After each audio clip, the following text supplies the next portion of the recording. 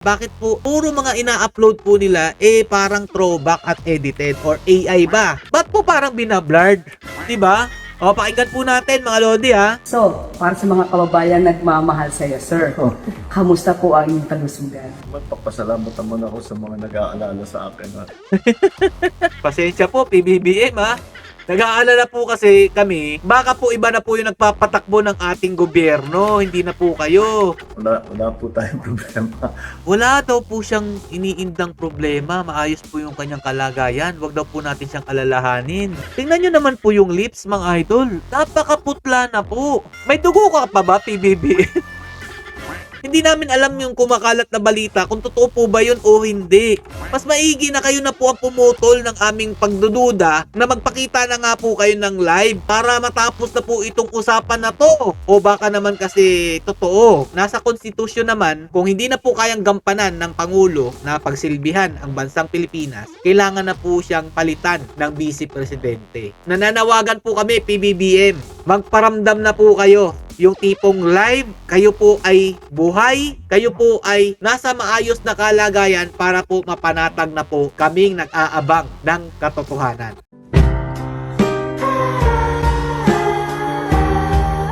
Yo, what's up mga Lodges? Mga Peps TV, welcome back po sa ating channel. Nasaan na nga po ba ang presidente ng Pilipinas mga Lodi? Kasi napansin po natin, halos po lahat ng mga pinopost po nila ay parang throwback po o edited.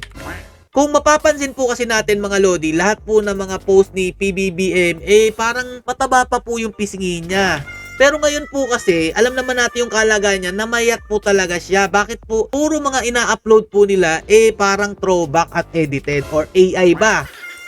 Hindi natin alam kasi magaling sila Pero ito po talaga pinaka main point dyan mga Lodi. Kung sakali po kasi na hindi po talaga maganda ang kalagayan ng ating Pangulo, nasa batas po, kailangan po siyang palitan ng Vice Presidente kung hindi niya na po kayang gampanan ng kanyang tungkulin. Yan po ang naaayon sa batas mga idol. Kaya po, may karapatan po kaming tanungin kung ano na po ba talaga ang tunay na kalagayan ni PBBM.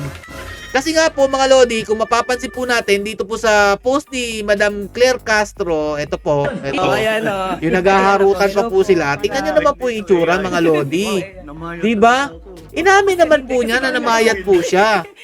Pero bakit sa post niya po mga idol nung sa Easter Sunday parang edited po, 'di ba? Papakita ko po sa inyo meron po kasing similar po dito sa picture na pinost po nila nung Easter Sunday. Pero bago po natin 'yan ipakita, ito po muna. Nagkalat po kasi itong mga video na to na ini-interview po ni PCO Claire Castro, ito po si PBBM. Tingnan nyo po yung itsura niya dito mga Lodi kaduda-duda lang po, hindi ko po sinasabing 100% na tama ako para po kasing may tinatago po talaga silang mga detalye. Kasi kung titingnan nyo po yung background mga Lodi, ayan yung may pula dyan, ba't po parang binablurred? Diba? Pakinggan po natin mga Lodi So, para sa mga kababayan nagmamahal sa iyo, sir, kamusta po ang inyong kalusugan? Ganun pa rin. Yun na nga, I'm struggling kasi ayoko tumaba ulit. Nawala na yung taba ko, baka babalik. So that's what I'm taking care of. But I want to magpapasalamat naman ako sa mga nag-aalala sa akin. Nagpapasalamat daw si PBBM sa nag-aalala. Pasensya po PBBM Nag-aalala po kasi kami, baka po iba na po yung nagpapatakbo ng ating gobyerno, hindi na po kayo. Yun po ang pinag-aalala namin kasi hindi na po kayo namin nakikita ng live Sana naman po magpakita na kayo PBBM ng live. Yan lang po kahilingan namin. Hindi po puro gagantong video na ini-edit pa. Huwag niyo pong masyadong siniseryoso. Alam mo naman ang social media, palabiro yan Wala po tayong problema. I'm back to my regular exercise. I've been back to my regular routine for the last 3 months na ito na patuloy lang aking ginagawa. Wala daw po siyang iniindang problema. Maayos po yung kanyang kalagayan. Wag daw po natin siyang alalahanin. Tingnan nyo naman po yung lips mga idol. Napakaputla na po. May dugo ka pa ba, PBB? Tatanong lang ha, kasi kung sasabihin mo huwag alalahanin, nakakabahala talaga. Hindi namin alam yung kumakalat na balita kung totoo po ba yun o hindi. Mas maigi na kayo na po ang pumutol ng aming pagdududa na magpakita na nga po kayo ng live sa ating mga kababayang Pilipino para matapos na po itong usapan na to. O baka naman kasi totoo. Baka lang naman. Ito pa po ang pinagtataka ko mga Lodi ha. Nag-i-interview po si Madam Claire Castro. Ganyan po ba talaga yung angle na nag-i-interview mga Lodi? Tatanong lang ha, hindi ako expert dito.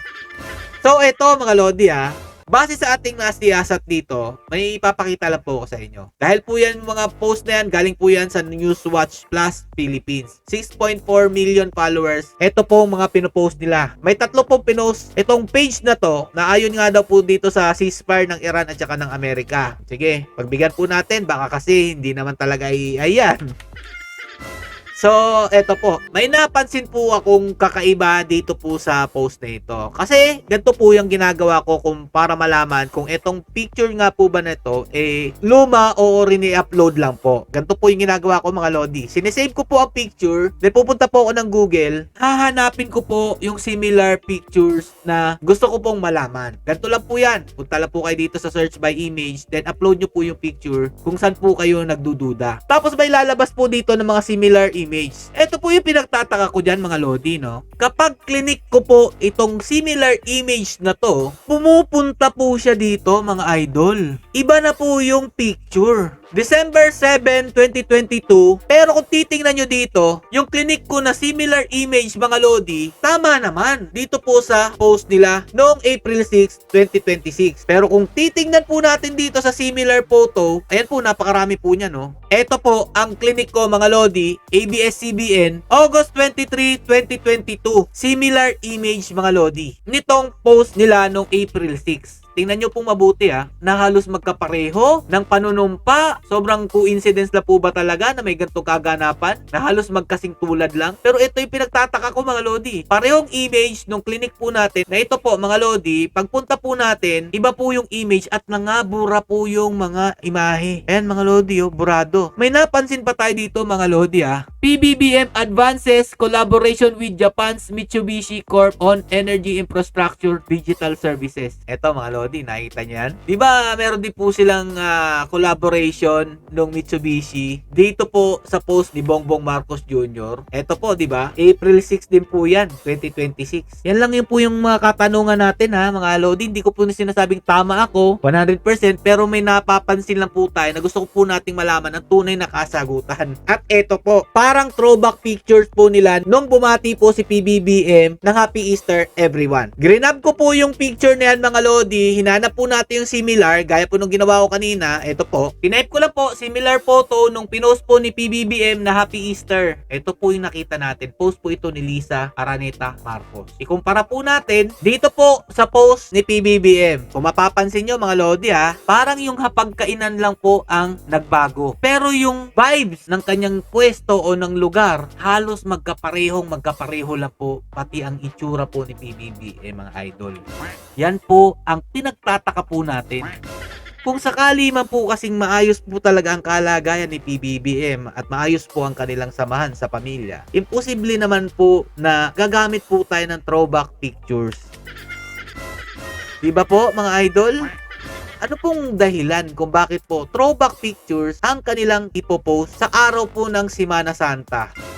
Sobrang busy po ba nila mga idol para hindi po sila makapag-picture? Yan po ang mga katanungan natin mga idol Lagi ko pong sinasabi na hindi ko po sinasabing 100% tama ako. Pero yung kutob po natin na itong vibes na ito at yung vibes po dito sa post ni PBBM halos magkapareho lang po. Ano pong rason kung sakali mang throwback po yung pinost ninyong picture PBBM? Isa pa mga Lodi, may napansin pa tayo, hindi po dito nagtatapos yan. Ito po ang pinaka-trending at nakita po natin na parang mayroon po silang blinar dito na lumalabas pa po dyan. 2024 pa daw po nangyari ito mga Lodi pero hindi po natin alam kasi naka-blurred po siya Hindi po ako 100% na tama pero sa tingin ko na ito pong picture na pinost nila kahapon ng Sunstar Davao, sa tingin ko po, hindi po ito latest picture. At kung sakali man na tama ang ating hinala, mga Lodi, kung meron nga talagang nangyayaring hindi maganda sa ating Pangulo, sana naman po ipagbigay alam nyo po sa taong bayan. Karapatan po naming malaman kung ano po talaga ang sitwasyon ng ating Pangulo. Dahil hindi po pwedeng wala pong namumuno sa ating bansa. Nasa konstitusyon naman, kung hindi na po kayang gampanan ng Pangulo na pagsilbihan ang bansang Pilipinas, kailangan na po siyang palitan ng Vice Presidente. Kaya po, nananawagan po kami, PBBM, magparamdam na po kayo. Yung tipong live, kayo po ay buhay, kayo po ay nasa maayos na kalagayan para po mapanatag na po kaming nag-aabang ng katotohanan. Hanggang dito lang po muna. Stay safe and God bless you all. Isang pirma na lang daw, Duterte pa rin.